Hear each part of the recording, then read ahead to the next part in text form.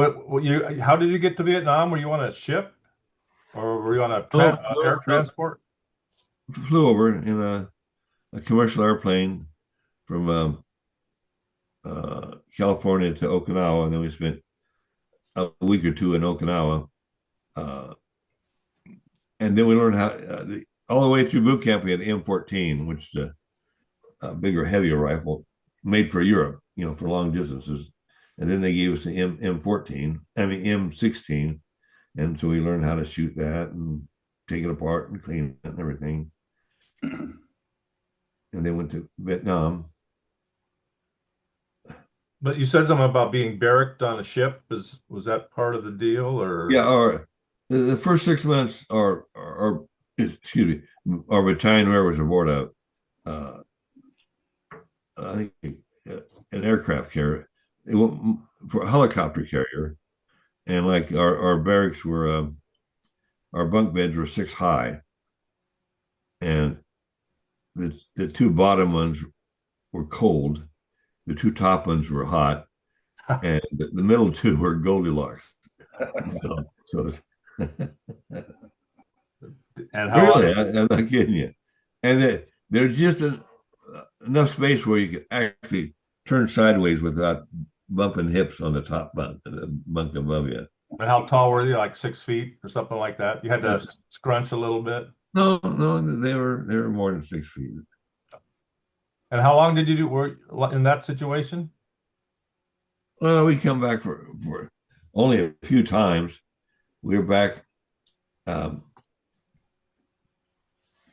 aboard ship, and the story goes, although it's operation, I don't know if it's truth or not, but Martha Raye was coming with her showgirls on the ship.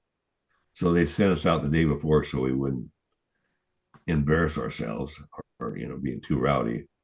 So then the night, and then I got shot and came back, but Martha Raye had a heat stroke, so they didn't come.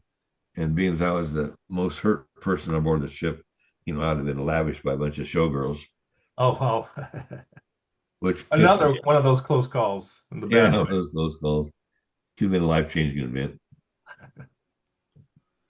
I want to ask a question about when you got shot. I don't know if this was fabricated memory or what, but when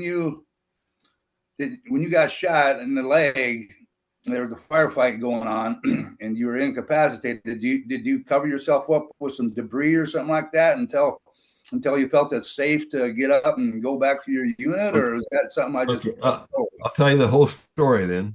Oh, well, The before we get that, can we get why you came to that place or what, how did, why did you end up where you were that you got wounded?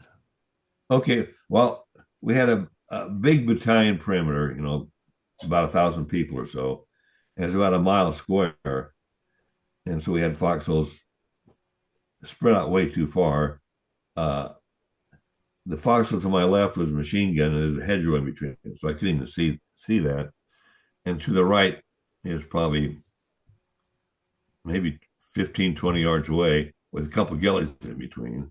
And then that foxhole, then it turned from going east and west to north and south. So yeah, we heard them coming up the hill.